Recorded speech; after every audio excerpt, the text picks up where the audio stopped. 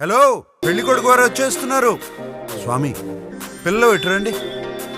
మన పరంపర బట్టలేసుకుని ఫటాఫట్ రెడీ అవ్వండి. వెళ్ళండి, రండ్రా, పెళ్లి బ్రహ్మాండంగా జరగాలి. గీత, అన్ని బాగున్నాయా? నీకేమండి మన్మధుడిలో ఉన్నారు? నేను అడిగేది నా గురించి కాదే, అరేంజ్మెంట్స్ గురించి.